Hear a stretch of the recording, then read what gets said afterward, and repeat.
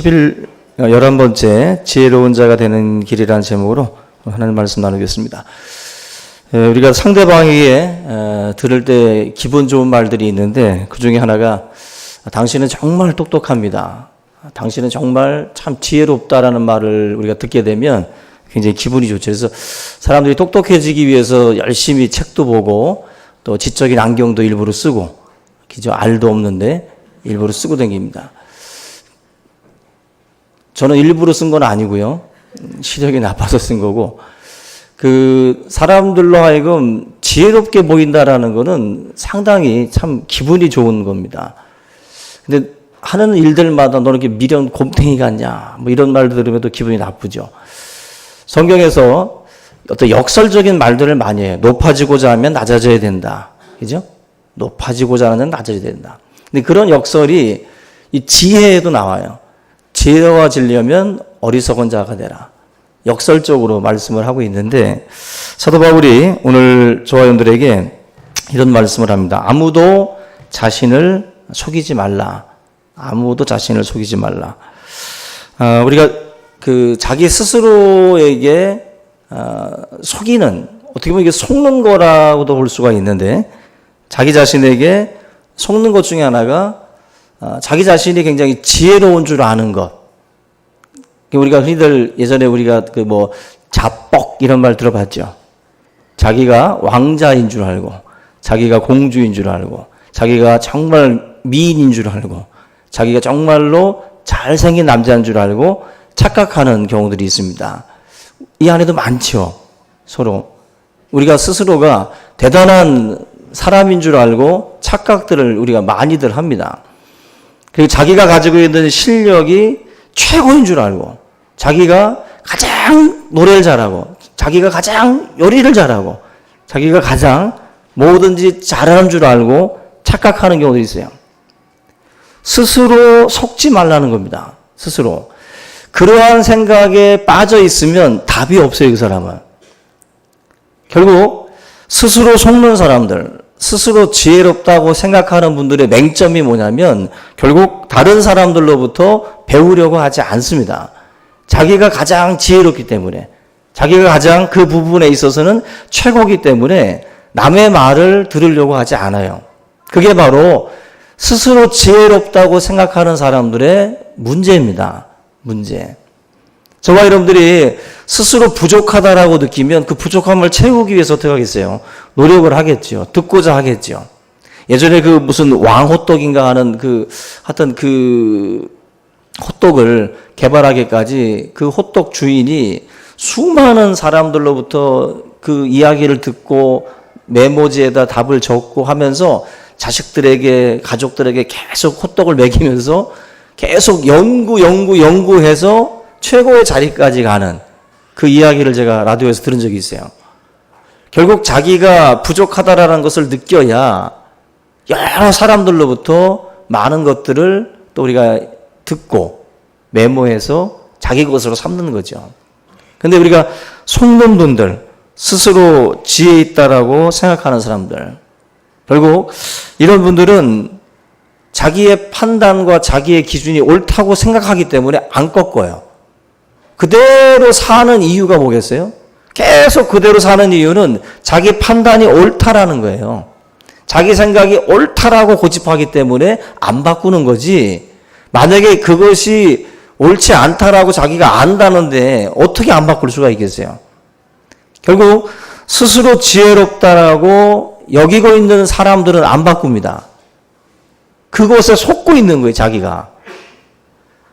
우리 이 자리에 앉아 계신 분들 가운데도 스스로 속으면 안 됩니다. 스스로. 자기의 기준과 판단이 가장 옳다고 생각하고 속고 있는 분들이 있어요. 그 지혜가 성경에서 온 것이 아니고 자기의 생각으로 가지고 있는 그 기준인데 그것을 계속 고집을 하는 거예요. 사도 바울이 말씀하고 있는 스스로 지혜롭다고 여기는 거. 이 아무도 자신을 속이지 말라고 말씀하는 이 내용이 바로 그런 거예요. 오늘 이 시간 저와 여러분들이 지혜로운 자가 되기를 바랍니다. 지혜로운 자. 눈이 열리고 귀가 열려야 돼요. 마음이 열려야 됩니다. 그래서 지혜는 겸손과 거의 동급이에요. 겸손과 동급입니다. 귀를 기울임, 이 교만한 사람들은 귀를 기울일 수 없어요. 근데 겸손한 사람들은 지혜로운 자가 됩니다. 우리가 이 잠언 13장 1절에 보니까 지혜로운 아들은 아비의 훈계를 들으나 거만한 자는 꾸지람을 즐겨 듣지 아니한다. 우리가 상대방으로부터 듣는 말들 사실 듣기 싫은 건 사실이에요. 그러나 그런 말들을 우리가 귀담아 들으려고 하고 뭔가 부족한 부분이 있으면은 고치려고 할 때 우리에게 발전이 있어요. 성숙함이 있습니다. 내가 다 알고 있기 때문에 내가 다른 사람들한테 배울 게 없다. 들을 만한 게 없다. 그것은 교만입니다. 고린도 교회 안에 스스로 지혜롭다고 여기는 사람들이 많이 있었어요. 우리가 지금 1장부터 하나하나 살펴보고 있는데 이 교회 안에 스스로 지혜롭다고 여긴다. 이게 무슨 말이냐면은 다른 이들의 말을 듣지 않는다는 것인데 이 교회 안에는 파가 있었죠. 바울파, 아볼로파, 게바파, 그리스도파라고 해가지고 그 4분 5열 있는 거예요. 이 말은 결국 자기들이 지혜롭다고 생각하는 거예요. 자기들의 결정, 자기들의 판단이 옳다고 여기는 스스로 지혜롭다고 생각하는 사람들이 지금 4-5가지의 종류로다가 지금 찢어져 있는 거예요, 지금. 이 모든 분파의 특징은 자기 스스로가 지혜로운 거예요. 자기들의 선택과 결정이 지혜로운 겁니다. 결국 이러한 그 생각에 사로잡혀 있다 보니까 고린도 교회는 은사가 많았습니다. 교회 안에. 근데 자기 은사만이 최고라고 고집을 하니까 은사는 교회의 덕을 세우고 하나 되게 하는 역할을 해야 되는데 이 은사들이 각자 찢어져 있는 거예요. 힘을 모을 수가 없는 겁니다. 이게 지금 고린도 교회의 가장 큰 문제라고 하는 것입니다. 결국 자신들이 추종하는 자, 바울을 추종하고 베드로를 추종하고 아볼로를 추종하고 또 그리스도파 이런 식으로다가 자기가 추종하는 그 어떤 그 세력들, 추종자들의 경우에는 오직 그 사람의 이야기와 그 사람의 판단, 어떤 그 바울이라는 이름으로 끌고 가고 있는 어떤 한 리더의 그 말이 가장 지혜로운 판단이 되는 거예요. 그 사람들한테는. 또 베드로라는 이름을 걸고 끌고 가고 있는 한 리더가 하는 그 말이 그 추종자들에게 있어서는 최고 결정, 권위가 되는 거예요. 스스로 자기들의 판단과 이것이 지혜롭다라고 생각을 하고 결국 그 부분으로 끌고 가니까 여기에 결국 문제가 일어나게 되는 것입니다. 우리 모든 성도님들이 신앙생활을 할 때에 이러한 어떤 그 오류에 빠지지 않도록 우리 모두가 다 주의를 해야 되는데 우리는 사실 각자가 추종하는 어떤 저자들도 있어요. 작가들도 있고. 근데 이러한 그 사람들의 주장을 우리가 어떻게 맹목적으로 따라가다 보면 결국 스스로 지혜롭다라고 하는 어떤 그러한 식으로 다 올무에 빠지게 돼요. 한 사람의 주장이 모든 걸 다 담을 수는 없는데 그 주장 속에 우리가 갇혀서 결국 스스로 지혜롭다고 우리가 생각을 할 수 있다는 것입니다. 결국 이것이 지혜로운 처사가 될 수 없죠. 지금 고린도 교회는 스스로 지혜롭다라고 주장하는 그 주장 때문에 결국 갈등이 일어나고 분열이 일어났습니다. 결국 이것 자체만 봐도 지혜가 아닌 거예요, 이게. 근데 우리가 서로의 주장을 펼치는 이유가 자기 판단이 지혜롭다라고 생각하기 때문에 그렇게 하는 것이죠. 근데 만약에 그것이 지혜롭다라고 생각을 하고 주장을 펼쳤는데 결과적으로 이렇게 4분 5열 분파가 일어나고 찢어지는 결과들을 가지고 왔다면은 그건 지혜가 아니에요. 저와 여러분들이 교회 생활을 할 때나 어떤 일을 감당할 때에 항상 이러한 그 방향으로 뭔가가 흘러가고 있다라고 한다면 우리의 결정이나 판단을 한번 생각해 봐야 됩니다. 사도 바울이 지금 고린도 교회를 향해서 지금 큰 소리로 외치는 겁니다.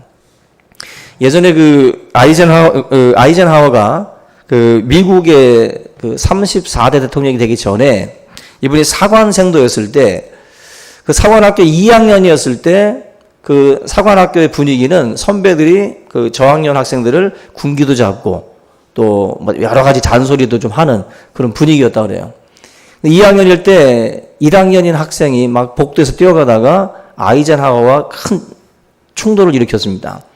부딪혀서 넘어졌는데 아이젠하워가 화가 나니까 그 생도를 붙들고 호통을 치면서 너의 이런 행동은 사관 생도로서는 합당치 않은 행동이다. 너가 지금 하는 행동은 이발쟁이들이나 하는 행동이다 하면서 막 지적을 했다는 거예요. 근데 갑자기 그 1학년 학생이 갑자기 자기 옷을 털더니 일어나서 하는 말이 네, 저는 밖에 있을 때 이발사였습니다. 제가 그 이발사를 하면서 우리 가족들을 부양했습니다. 하면서 한마디 하더라는 거예요. 그 말을 듣는 순간 아이젠하워가 머리에 아주 큰 충격을 받은 것처럼 머리가 띵해지더라는 거예요. 자기가 하는 그 말 속에 부주의함이 있는 거죠. 한 직업군에 대해서 뭔가 멸시하는 그러한 말을 한 거예요. 또 그 대상이 바로 1학년 학생이었고 그 경험을 통해서 아이젠하워가 다시는 그러한 상대방을 경멸하고 멸시하는 그런 말들을 하지 않겠다고 다짐을 하면서 자기의 삶의 방향을 잡았다라고 얘기를 해요. 사실 저나 여러분들도 얼마나 부주의합니까? 우리가 또 이 강단에 있는 저도 마찬가지예요. 저도 말을 하다 보면 부주의해서 어떤 누군가에게는 상처가 되는 말들을 하고 있을 수도 있어요.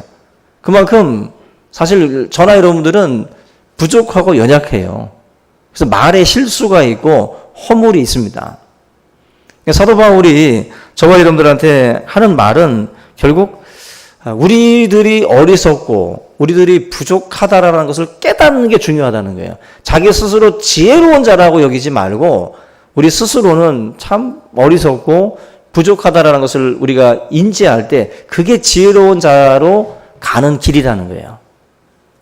오늘도 우리가 서로 만남을 우리가 이제 일주일 만에 갖게 되는데 성도들과 대화 속에서 내가 지혜로운 자인 것처럼 그렇게 이야기하려고 하지 않기 바랍니다. 서로가 항상 서로 부족함을 가지고 상대방의 말에 경청하려고 하고 들으려고 하셔야 돼요. 그래야 대화가 되고 한 테이블에 앉았을 때 그 상대방을 같이 앉혀놓고 이야기하고 싶어지지 혼자 지혜롭다라고 떠들고 있으면은 얘기하고 싶지 않습니다. 그죠? 결국 저와 여러분들은 항상 이 성경의 말씀처럼 살면 되는 거예요. 역설적인 겁니다. 지혜로운 자인 것처럼 행동하면 어리석은 자리로 나가요.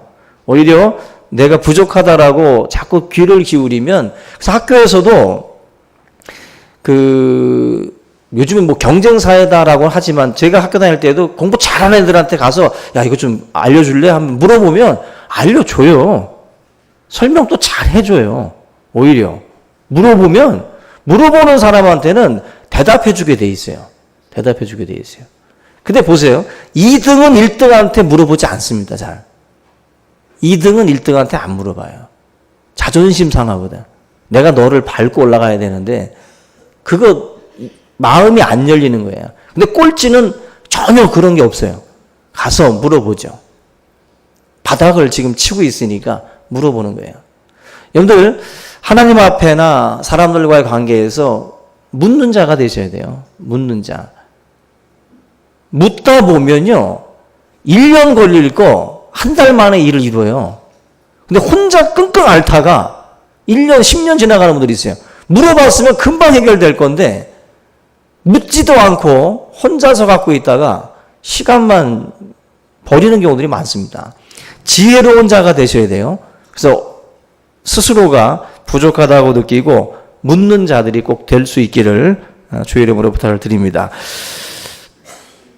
25절 말씀, 특별히 고린도전서 1장 25절에 보면은 하나님의 미련한 것이 사람보다 지혜롭고 하나님의 약한 것이 사람보다 강하다. 오늘 이 본문 말씀 같은 경우도 이 세상 지혜는 하나님께 어리석은 것이다. 19절 보니까 그런 말씀을 해요. 이 세상의 지혜는 하나님께 어리석은 것이다. 제가 알파고 얘기 많이 했는데 이번에 뉴스 보시면 알지만은 알파고 리가 있고 알파고 마스터가 있고 알파고 제로가 있어요. 근데 이세돌이가 바둑을 뒀던 버전이 알파고 리랍니다. 근데 알파고 리를 알파고 제로가 100전 100승을 했어요. 이겼어요. 그리고 알파고 마스터를 윗 버전을 뭐 89전, 100판 싸워서 89번 이기고 11번 졌답니다. 그게 40일 만에 일어난 결과예요. 그 마스터 버전을 하고 나서 그 알파고 리와 싸우고 나서 40일 만에 이룬 업적입니다. 우리가 처음에 이세돌이가 바둑을 둘 때 저 알파고는 신의 경지라고 그랬어요. 그죠? 저건 정말 우리 인간이 둘 수 없는 신의 경지라고 했는데 그 신의 경지를 마스터가 이겼고 그 마스터를 지금은 제로가 또 이겨요. 그것도 자기 혼자 독학해가지고. 인공지능이 지금 엄청난 그 수로다가 발전을 하면서 여러분 이제 앞으로는 장인이 없어진대요. 장인 장모의 장인이 아니라 최고의 기술자인 장인들이 없어진답니다. 의료든 뭐든 이 인공지능 여러분 뭐 정말 명인이라고 하는 그러한 사람들의 그 기술 바둑 기술들이 지금은 처참하게 무너지잖아요. 처참하게.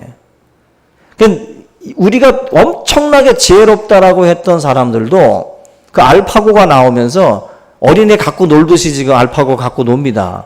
사람들의 기술을, 사람들의 실력을. 그러니까 우리들은 더 이상 수가 없다고 생각했었지만 수가 있어요. 수가 있고 피할 길이 있고 이길 수가 있다라는 게 그게 무궁무진하다라는 거예요. 저는 그걸 보면서 성경에서 하는 이 말씀들이 참 그런 거구나. 우리들 인간들끼리는 참 서로 똑똑하다라고 말하고 지혜롭다고 말하지만 하나님의 지혜를 우리는 따라갈 수가 없어요. 지금 모기 한 마리, 파리 한 마리 못 만듭니다. 우리 인간은. 아무리 지금 로봇이고 인공지능이고 만들어도 이 생명체, 자가 번식하고 하는 이런 생명체들을 인간은 지금 못 만들어요. 하나님의 지혜와 이 인간의 지혜는 견줄 수가 없는 겁니다. 이 19절에서 바울이 말하고 있는 것처럼 하나님의 이 지혜는 인간이 따라갈 수가 없는 거예요. 이 세상의 지혜는 하나님의 어리석음보다도 못해요. 비교할 수가 없는 겁니다. 성경에 그런 이야기가 나오는데 에스더서에 보시면 하만이라고 하는 사람이 등장합니다. 이 페르시아 제국의 총리 대신인데 아하수에로 왕이 서열 1위라면 하만은 서열 2위예요. 서열 2위. 근데 하만은 모든 사람들이 자기에게 절하고 자기에게 굽심되고 자기를 존경하기를 원했는데 유독 문지기였던 모르드게만 하만을 봐도 정말 소 닭 보듯 정말 전혀 존경하지 않고 고개를 숙이지 않는 겁니다. 다른 것도 아니고 문지기인데 문지기가 그렇게 하고 있으니까 하만이 이를 갈면서 저 모르드게를 죽여야 되겠다. 모르드게뿐만 아니라 모르드게가 속해 있는 저 유대 민족 전체를 다 도살해버려야 되겠다라고 계획을 세워요. 서열 2위가 계획을 세워서 모든 유대 민족들을 다 초토화시키려고 작정을 하고 왕으로부터 조서를 받아요. 유대인들의 어떤 그런 그 계략, 유대인들이 우리 나라에 큰 위협이 된다라고 하는 모함을 통해서 전체 유대 민족들을 다 죽이겠다고 계략을 세웠어요. 누가 막을 수 있습니까? 서열 2위가 그 계획을 세우는데. 그래서 모르드게를 자기 앞마당에다가 나무에 달아 죽이기 위해서 장대까지 딱 매달아 놔요. 그리고 모르드게를 죽이고자 계략을 세웠는데 결과적으로는 하나님이 이 계획을 틀어버립니다. 계획을 틀어가지고 하나님이 굉장히 재미있는 하나님의 어떻게 보면 유머라고도 볼 수 있는데 자기가 모르드게를 매달려고 했던 그 장대에다가 결국 자기가 매달려요. 하만이 그 장대에 매달려서 결국 죽임을 당합니다. 인간의 지혜를 무력화시키시는 하나님의 지혜예요. 하나님이 그러한 지혜를 통해서 인간의 그 어리석음을 깨닫게 하십니다. 십자가도 하나님의 지혜입니다.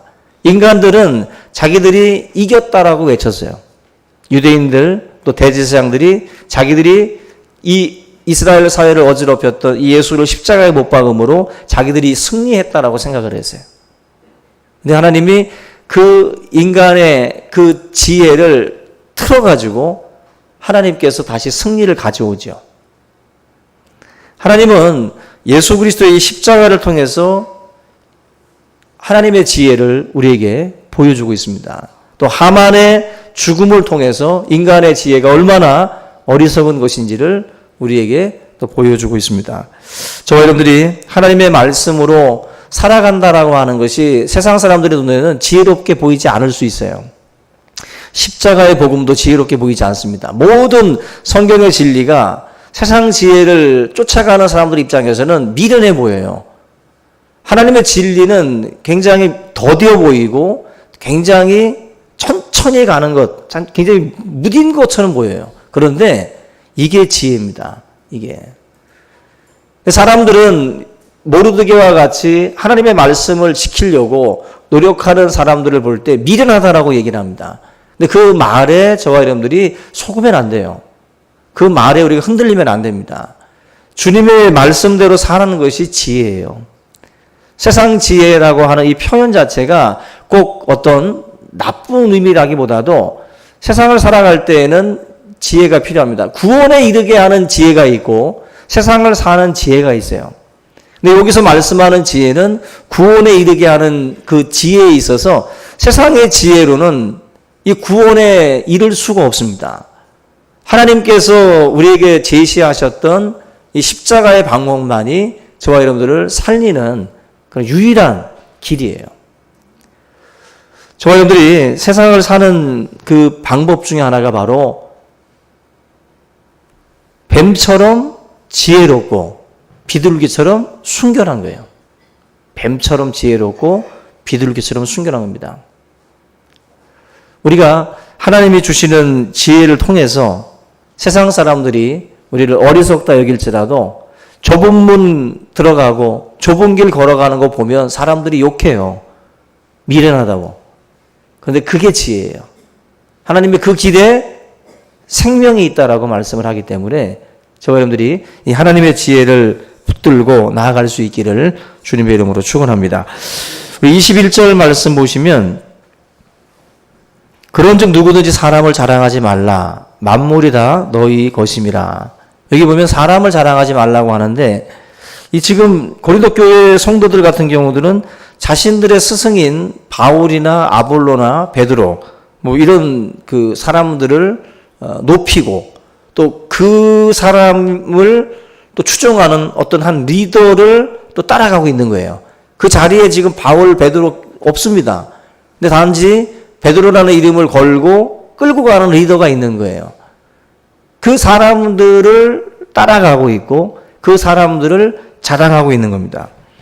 당파를 만들고 서로 시기하고 서로 싸우고 있는 그 상황이 지금 고린도 교회에서 1장부터 이게 계속해서 같이 와야 되는 이유가 1장부터 우리가 살펴본 이 고린도 교회의 상황 자체가 그런 파당이 이루어진 상황이거든요. 그 속에서 지금 사도 바울이 이 말씀을 하는 거예요. 사람을 자랑하지 말아라. 지금 이제 교회 안에서 지금 그런 식으로 지금 돌아가고 있는 거예요. 고린도 교회가. 그래서 지금 고린도 교회 성도들에게 하는 말이 실상은 그 지도자들도 너희의 것이다. 너희의 것이다. 너희들을 위해서 존재하는 자들이지 그들은 숭배의 대상이 아니다라는 거예요.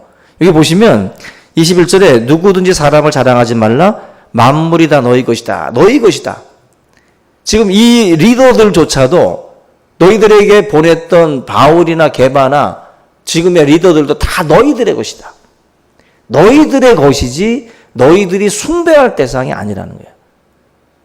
근데 지금 이 고린도 교회는 서로 막 마치 숭배하듯이 자기들의 지혜가 최고이고 자기들의 리더가 최고의 권위가 있는 것처럼 그렇게 따라가고 있는 거예요. 숭배의 대상인 것처럼. 굉장히 위험한 일이 아닐 수 없어요. 목사들은 하나님께서 여러분들을 섬기라고 보낸 자들이에요. 숭배의 대상이 아닙니다. 한국교회 같은 경우도 목회자들을 막 숭배하듯이 막 교주처럼 받드는 일들이 있는데 그건 잘못된 겁니다. 업신여기라는 게 아니라 서로 상호의 유익을 위해서 하나님이 보낸 자들이에요. 보낸 사람이기 때문에 교회 공동체를 위해서 주어진 것이지 숭배의 대상이 돼서는 안 된다는 거예요. 숭배 대상이. 근데 지금 현재 고린도 교회가 그런 식으로 돌아가고 있는 겁니다. 어리석기 짝이 없는 거예요. 지금 이걸 사도 바울이 지적을 하고 있는 것입니다. 저나 여러분들은 사람에게 속한 자가 아니에요. 사람에게 속한 자가.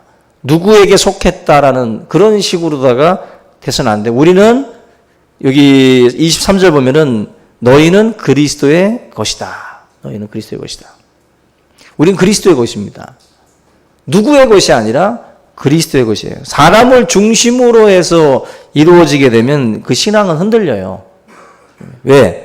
어떤 사람이든지 간에 연약한 존재이기 때문에 그 사람을 바라보고 따라가다가는 신앙이 흔들립니다. 우리는 누구의 것이 아니라 하나님의 어떤 그 그리스도라고 하는 배 안에 있는 것이지 우리가 다른 사람의 그 속한 자가 될 수가 없는 거예요. 속한 자가.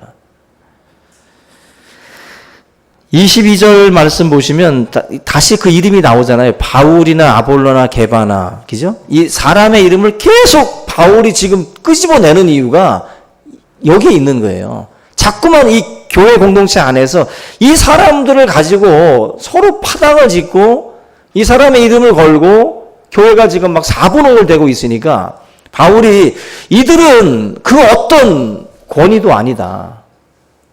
이들은 너희들을 섬기라고 보낸 하나님의 사람들이지 숭배 대상이 될 수 없다는 거예요. 그래서 지금 사람의 이름을 거론하고 세계, 생명, 사망, 지금 것이나 장래 것이나 다 너희 것이다. 다 너희 것이다. 그러니까 우리 신앙인들의 어떤 그 부요함, 풍성함을 말해주고 있는 거예요. 우리 성도들이 누리고 있는 지위나 우리 성도들이 하나님께 받은 바 그 은혜가 얼마나 큰지를 지금 표현을 해주고 있어요. 사망이나 생명, 사실 우리 인간이 어떻게 할 수 없는 부분들 아닙니까?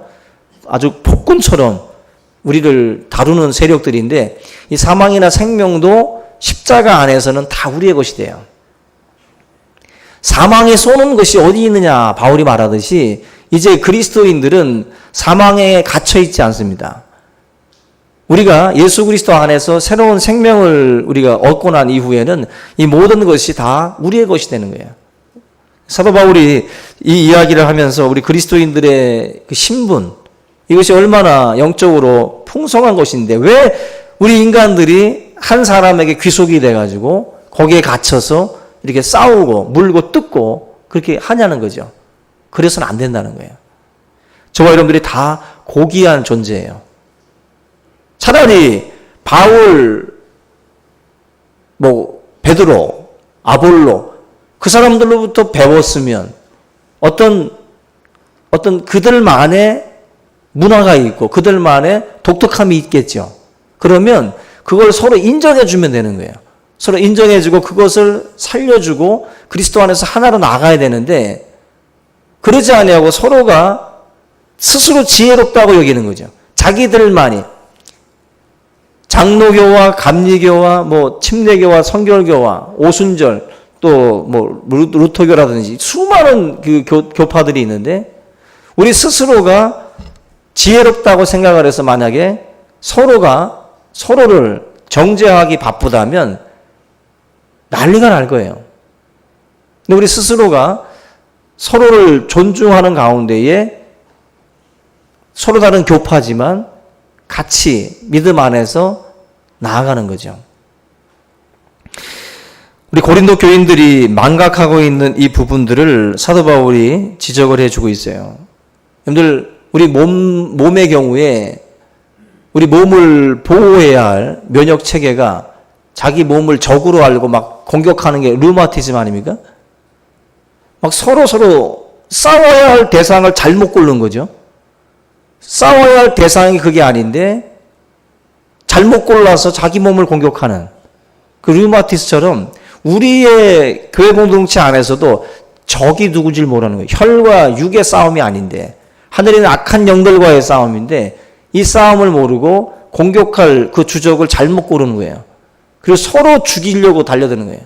지금 고린도 교회가 하나님의 영광을 위해서 서로 힘을 모아야 돼요. 서로 힘을 모아서 세계 선교에 힘을 써야 될 교회인데, 이 교회가 지금 공격해야 될 대상을 잘못 골라서 바울파를 공격하고 베드로파를 공격하고 서로 물고 뜯는 일들이 지금 벌어지고 있는 것입니다. 이 교회 역사 속에도 그렇고 한 교회 안에서도 그렇고 이런 일들이 너무 많아요. 같은 그리스도인들끼리 서로 적으로 알고 서로 죽이는 일들이 얼마나 많습니까? 우리 충신교회 성도들 서로 적이 아닙니다. 서로 우리가 뭐지요? 서로 지체라고 그랬잖아요. 여러분들, 내가 만약에 내 오른손으로 계속 내 얼굴을 때리고 있으면 내가 뭐죠? 정신병자죠. 그죠? 그러지 않아요? 제가 내 몸을 막 때리고 있어, 막. 생각만 해도 웃긴데. 이 교회가 제정신이 아닌 교회들은 뭐냐면 자기들끼리 싸우는 게 바로 이게 제정신이 아닌 교회예요, 지금. 주적을 잘못 알고 있는 거예요, 지금. 교회는 지체입니다. 우리는 그리스도 안에서 지체예요. 지체라는 것은 서로를, 오른손은 왼손을, 오른발은 왼발을, 아니면 우리의 몸을 받쳐주는 역할을 하는 것처럼 서로를 위해서 존재하는 게 지체지, 자기를 위해서 손이 존재합니까? 아니잖아요. 손은 다른 지체들을 위해서 존재하는 거예요. 눈도 자기 자신이 아니라 내 걸음이 실족하지 않도록 다른 지체를 위해서 존재하는 거예요. 우리가 결국 이 의식을 가져야 돼요. 이 의식을. 이 지체 의식을. 한 몸 의식을 가져야 돼요.